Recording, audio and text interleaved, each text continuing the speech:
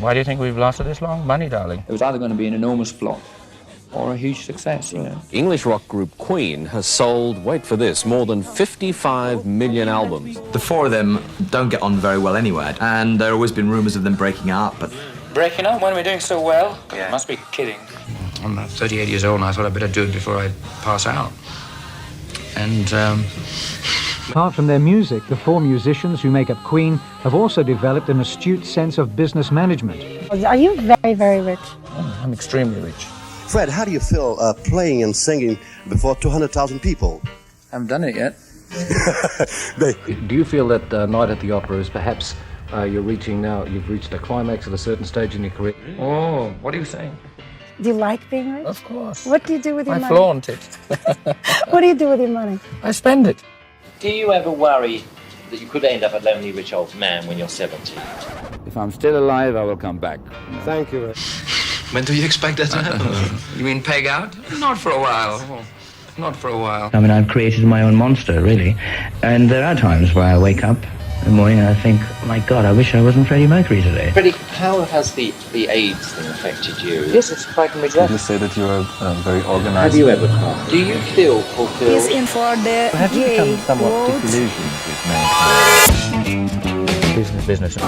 Business problems. It's like a big business thing.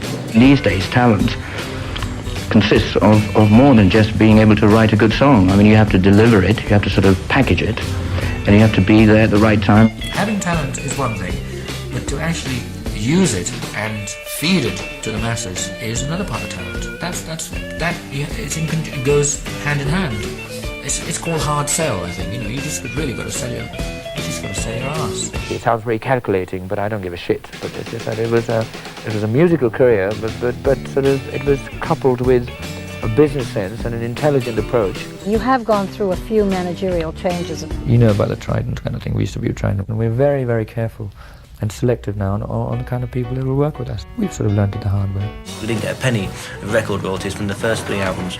He was very aggrieved at our management at the time, who he felt didn't respect him, hadn't paid him, had stolen from him, and he wanted to put it down on record. I'll just tell you what it's called. It's called Death on 2 Legs. Well,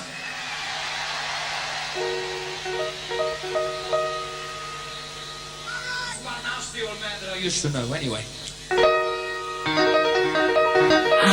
suck my blood like a leech. You break the law and you breach through my brain till it hurts. You've taken all my money and you want more. We were a bit taken aback with with how vicious Freddie wanted it to be. I remember thinking, oh. Let's face it, we're going to sort of try and sort out a lot of so-called business problems, and I think the so-called Queen empires, it's pretty large now. We've all got subsidiary companies and things, and it needs a lot of handling. So basically, we got out of that one, right, by re-signing with a guy called John Reid. And John Reid's plan, you know, because we said, you know, how do we get out of this? His plan was, okay, boys, I will deal with the financial situation. You guys go back in the studio and make the best album you've ever made. But with Bohemian Rhapsody and A Night at the Opera, I mean, that was the absolute breakout. Yeah, well, that really tore the market up. John is also the business brain of the group. He's a business brain. I tend to look into that a bit, yes. So you're examining the contracts and checking on the returns, and You've got to know the business, and the only way you get to know the business is to make mistakes and have pitfalls. And there came a point in time where we thought, we can do this ourselves. Okay, it's a bit more work, but I mean, we've gained the experience and we can do it ourselves. Is there one person in the group? Do you do more of it than anybody else? We all partake in that individually. It's like 25%, to be honest, all 4 of us, because we all do different things. Like John's very, very good at the actual business sense, the actual sort of money side of it, the marketing and everything. So we leave that to him, and he'll leave me to just the wardrobe, I guess. now we come to the grand subject of marketing A Night at the Opera. It's a fascinating subject. How did you conceive the album sleeve and everything else, and how did you go about marketing it? Well, the sleeve had a sort of An adaptation of an earlier Crest that I did. It was done by David Costa, who sort of, worked in conjunction with us. And as far as, say, marketing is concerned, it's a huge process. In that year came one of the classiest film clips. That film idea was ours as well. So, I mean, I think in terms of thinking of Bohemian Rhapsody as a record concept, I think we thought of it in terms of visuals as well. I could really picture that sort of song into the visuals. Just went bang. You know, it was one of the first videos that actually got the attention, the type of attention that videos are getting now that needs to sell records. Because it used to be you just used to make the record, but now you've got to make a mini film as well. And often it's more expensive. Sometimes you don't really, you know, a record doesn't always suit the visual medium. Fred, it's true that the song I Want to Break Free is dedicated for the gay world? No, not at all, not at all. That song, to start off with, that song was written by John Deacon, you know, and it's got nothing to do with gay people at all. It's basically about everybody. It's just somebody who has a very tough life and he just wants to break free from whatever problems he's got. It's got nothing to do with the gay thing. Besides, it's not my song anyway. John wrote it. When we make videos, often it is the writer who gets mainly involved, and said, "Oh, well, we've got to make a video for Break Free." So I said, "No, I've got no ideas at all." Right? So actually, in fact, I think it was Roger who had the idea about dressing up in drag. It wasn't my idea at all. I'm sure everybody thinks it's my idea being outrageous. Roger's, wasn't it? It was. A good packaging sense and good marketing campaign. That's why we had bicycle race with all the naked girls and all that. That's all commercial. We've got to think in terms of those, you know. I thought it was a hugely amusing idea. This next song is dedicated to all you beauties with great big tits. The bigger the better, and a great big ass. The way we feel the packaging and titles are, it's just a selling point. I think the packaging and the title should be for hard sell. And when you get the package inside, I mean, because our songs stand up on their own right, we feel that.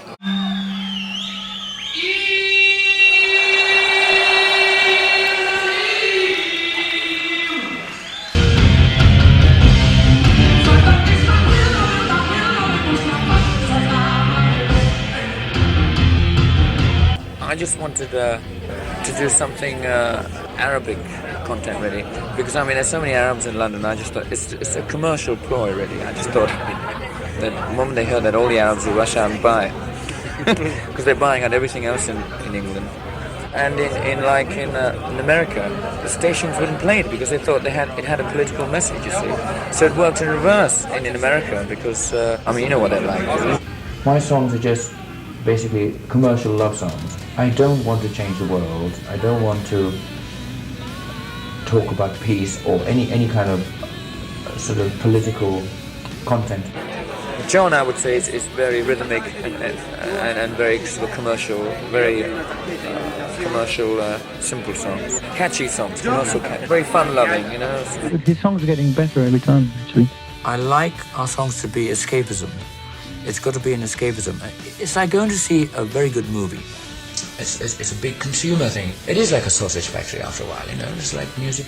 It's become that way. I mean, to me, it's just a it's a packet of sausages, you know, and just market it, and I just want people to eat it, and that's it. Somebody better put your bag into your face.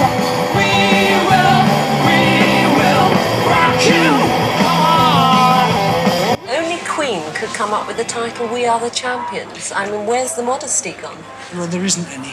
I wanted to write a song that everybody could sing along, like a football chant or things like that. And at the same time, I thought it'd be nice to. It's a winning song, and it's meant for everybody.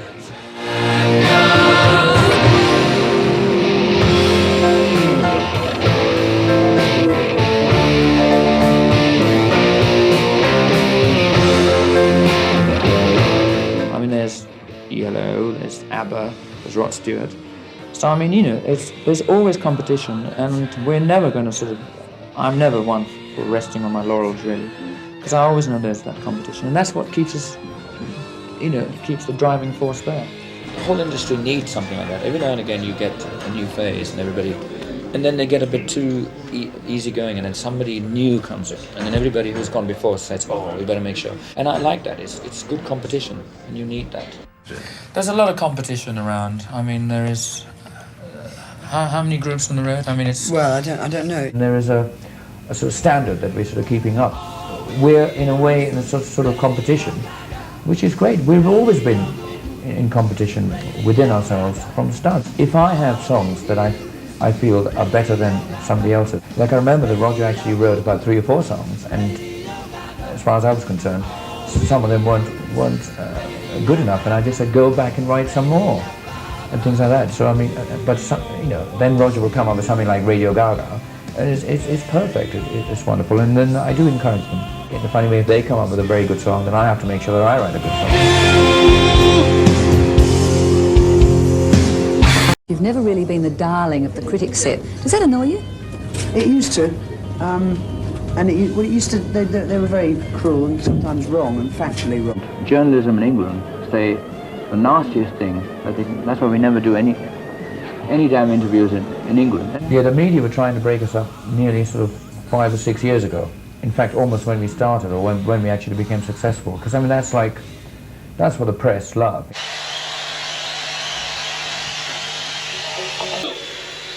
I love posing. That's for the press. But over here, it's all, why have you stopped wearing black fingernails or whatever? And that's the review. That's the review. That's the review of the album. You know what I mean? And they haven't a clue anyway. New Musical Express is more into nail varnish than music. Queen, I hope you have dig at me. I hope you have a very successful tour. We've sort of broken that sort of barrier and become individuals, as far as I'm concerned. And we sort of wear what we want, that kind of thing, and the kind of image. We individually project an image that we like. It's a very important aspect of a group, really. I mean, their appearance as well as the music they play. And also, I mean, it just we've all changed our looks as well over the years. At this point in time, I think if I had long hair and fingernails and wearing the things, I would look ridiculous. I mean, I looked ridiculous then, but it worked. I think we take all that with a pinch of salt now. In the beginning we took our image very seriously and we posed and we did the whole bit, but now we feel that the music in a way carries itself, to be honest. As long as we don't take it too seriously. Earlier on, we used to take it very seriously, and I think it got a bit too serious. What is your attitude to life?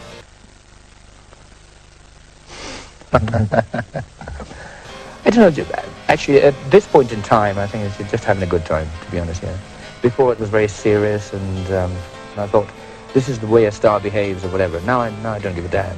I don't give a damn. I just I want to do things my way and I want to have fun. It's like a lot of people think being a rock and roll star is kind of going to a studio, making a disc, and then going around spending all the money, which I don't think it is. There's no bed of roses. I find it intriguing then.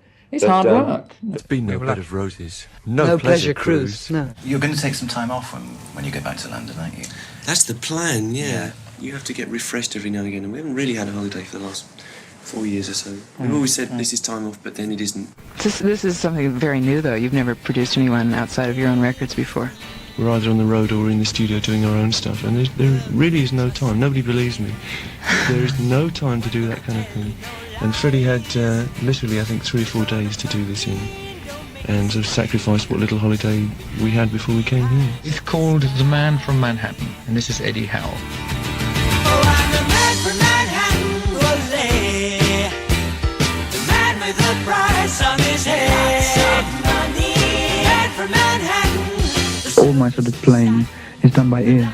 I can't read music that well. It takes me a long while. Well, how do you work out these amazing harmonies you do? Ooh, killer, killer. You just have to work at it, and after a while you sort of fall into a pattern and experience. I think I feel I'm getting better every year. I learn a lot from our past albums, actually, see how they're constructed and things. And then you sort of use what you've done in the past and work out different things. Influence like Aretha Franklin's phrasing is just wonderful. I wish I could sing like her. Her phrasing is just so beautiful. I mean, it's so effortless, and it's just she just sings like a dream. It's just like she doesn't have to think about it. I mean, when I have to sing, I think about it. I think, okay, I have to sort of, and I sort of practice a few phrases and then do it. And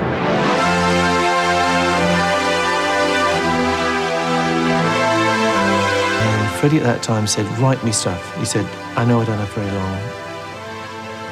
Keep writing me words, keep giving me things. I will sing, you know, and then you can do what you like with it afterwards, you know, finish it off. I'll face it with a grin. I'm never giving in. On with the show. I ask you about that because you don't like doing interviews, and you said you don't like doing interviews like this, and I wonder why. I just hate talking to people about myself, basically. Yeah.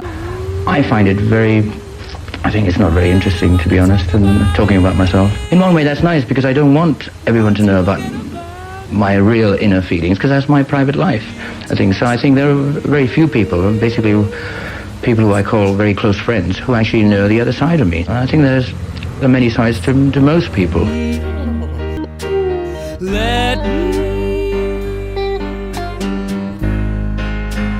I'm quite a loner as well. I mean, I don't like getting help from other people too much. I mean, I do research, but I don't like anybody sort of handing it out to me on a silver plate. I like to do it all myself. The lyrics, what does it mean? Oh God, you should never ask me that. My sort of lyrics are sort of basically for people's interpretations, really.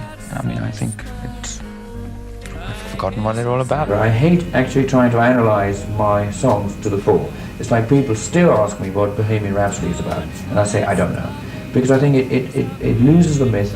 I don't know. I'm just me. You know, I'm just me. I'm very disorganized at times. I'm organized at times, and I'm just me. I'm petrified of being alone. But that's this other side of me. Have you ever cried, Freddie? Absolutely. Yes. Cried rivers.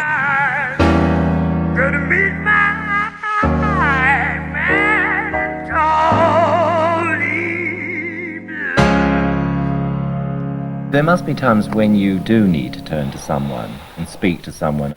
I'm the skin of a rhinoceros, you know. I just, I don't know. I don't have that many people to turn to. And the only one if you're talking about it is Mary. I sort of refer to her a lot, and she's about the only friend I would say I can refer to.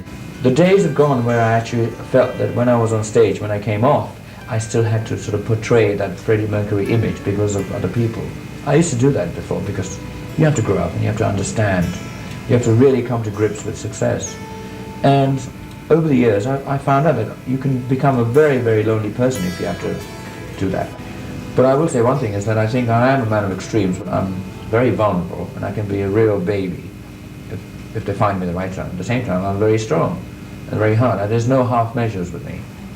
Okay, my final question is, your birthplace is Zanzibar? Yes, that's right. When I was about 7, I was put in boarding school in India. So I mean, I went from Zanzibar to India for a while and then came back to England. And a very upheaval of an upbringing. Sounds like it. I was like put in an environment where I had to sort of fend for myself at a very early age, which I think was a good. I got a very good grasp of how to be responsible at a very early age, and I think that's why it's made me into such a fiend. Well, you're a good fiend. We argue over everything. Everything. Music, albums, you know, politics, anything. You know, the colour of the sky. Well, we hate each other.